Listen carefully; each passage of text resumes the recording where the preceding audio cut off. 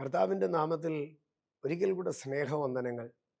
ഒരു ദിവസം കൂടെ ദൈവം നൽകിയതോർത്ത് സ്തോത്രം. നമ്മൾ യൂദായുടെ ലേഖനം വചന പഠന പരമ്പരയിലാണ്. യൂദായുടെ ലേഖനത്തിൻ്റെ 8 വാക്യങ്ങൾ നമ്മൾ പഠിച്ചു. ഇന്ന് നമ്മൾ 9-ാം വാക്യമാണ് ധ്യാനിക്കുന്നത്. ഇന്ന് മാത്രമല്ല, ഈ ഒരു ദിവസം കൊണ്ട് നമുക്ക് 9-ാം വാക്യം തീർക്കാൻ കഴിയുകയില്ല. വളരെ മനോഹരമായിരിക്കുന്നൊരു വാക്യം. ഒത്തിരി പ്രസംഗിക്കാൻ അല്ലെങ്കിൽ ഒത്തിരി അതിനെക്കുറിച്ച് പഠിപ്പിക്കാൻ എനിക്ക് ഇഷ്ടമുള്ള ഒരു ഭാഗമാണ്. കാരണം ഒത്തിരി സംശയങ്ങൾ ഉള്ള ഒരു ഭാഗം കൂടെയാണ്. യൂദായുടെ ലേഖനം 9-ാം വാക്യം. എന്നാൽ പ്രധാന ദൂതനായ മീഖായേൽ മോശയുടെ ശരീരത്തെക്കുറിച്ച് പിശാചിനോട് തർക്കിച്ച് വാദിക്കുമ്പോൾ ഒരു ദൂഷണവിധി ഉച്ചരിപ്പാൻ തുനിയാതെ കർത്താവ് നിന്നെ ഭത്സിക്കട്ടെ എന്ന് പറഞ്ഞതേ ഉള്ളൂ. ഞാൻ അതിൻ്റെ ഭാഗത്തിലേക്ക് കയറാം. മോശയുമായി ബന്ധപ്പെട്ട വിഷയങ്ങളിലേക്ക് സാവകാശം കയറാം. എന്നാൽ ആദ്യത്തെ 2 വാക്കുകളിലേക്ക് നിങ്ങളെ കൊണ്ടുവരികയാണ്.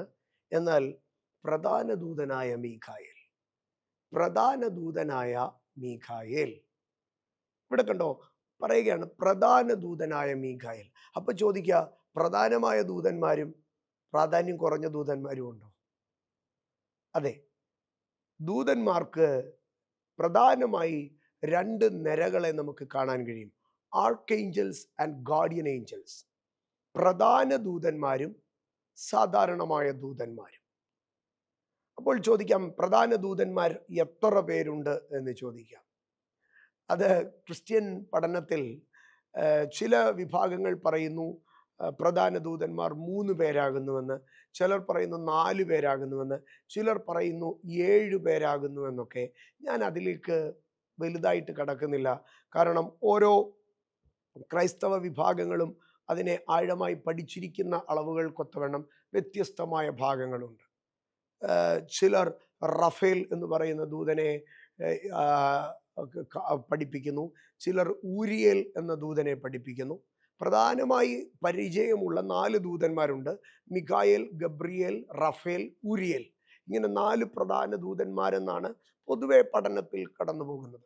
അപ്പോൾ പ്രധാന ദൂതൻ എന്ന് പറയുന്ന ഒരു വിങ്, ചീഫ് പ്രിൻസസ് അല്ലെങ്കിൽ ചീഫ് ഓഫ് ദ ഏഞ്ചൽസ് അല്ലെങ്കിൽ ആർക്ക് ഏഞ്ചൽസ് എന്ന് പറയുന്ന ഒരു ഭാഗമുണ്ട്. അപ്പോൾ ആർക്ക് ഏഞ്ചൽസ് എന്ന് പറയുമ്പോൾ ദൈവത്തിൻ്റെ വലിയ പദ്ധതികളിലൊക്കെ ഈ ആർക്ക് ഏഞ്ചൽ നിൽക്കുന്നതിനെ, പ്രധാന ദൂതൻ നിൽക്കുന്നതിനെ നമുക്ക് കാണുവാൻ കഴിയും.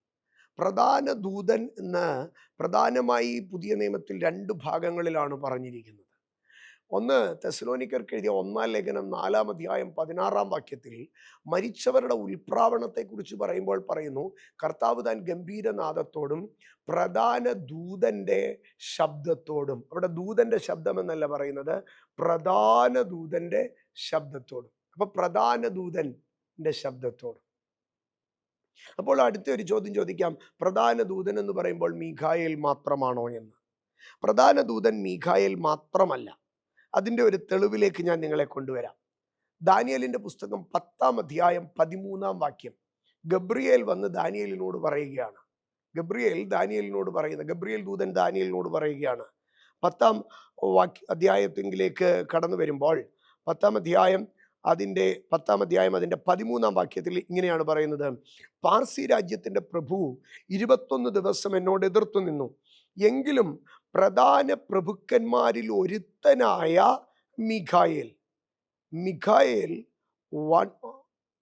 പ്രധാന പ്രഭുക്കന്മാരിൽ ഒരുത്തനായ മിഖായേൽ, Michael, one of the chief princess.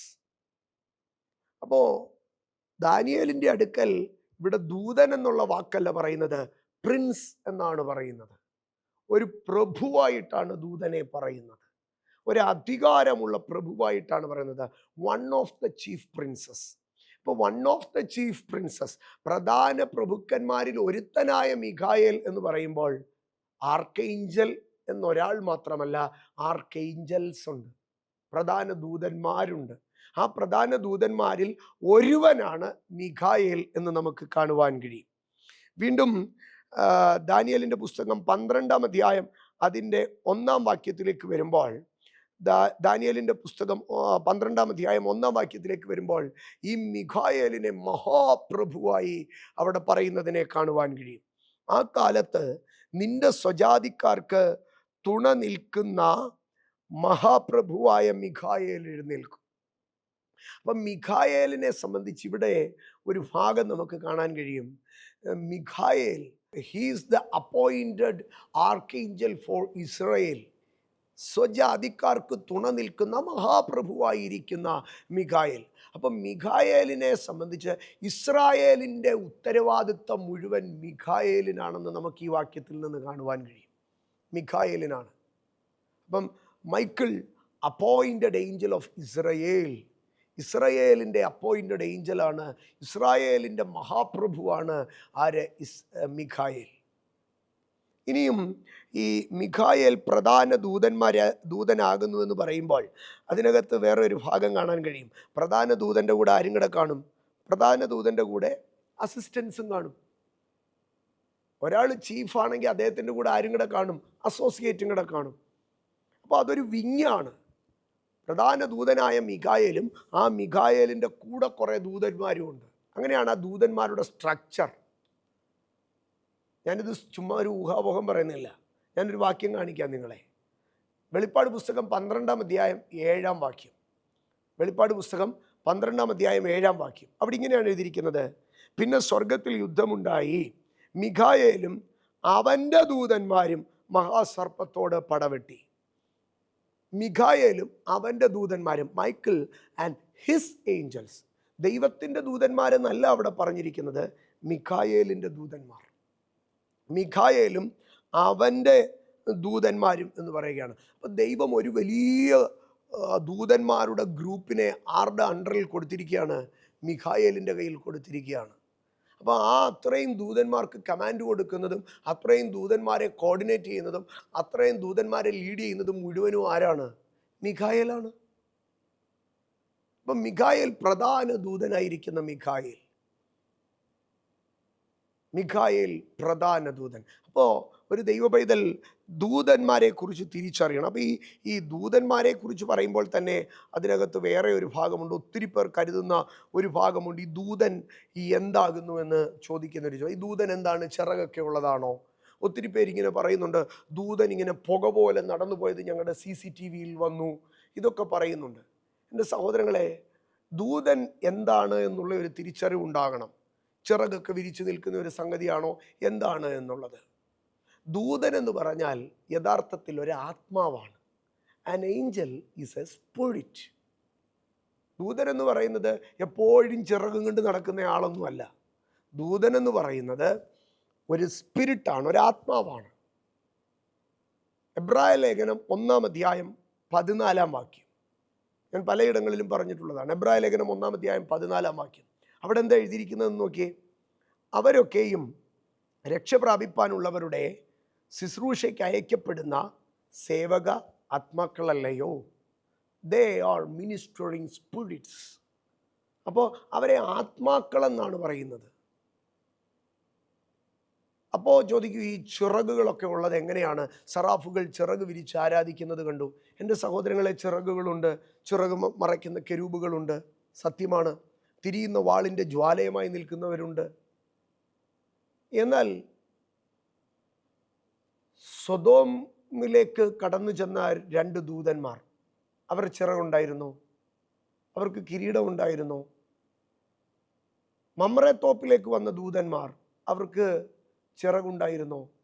അവർക്ക് കിരീടമുണ്ടായിരുന്നോ? 3 പുരുഷന്മാർ വാതിൽക്കൽ നിൽക്കുന്നത് കണ്ടു.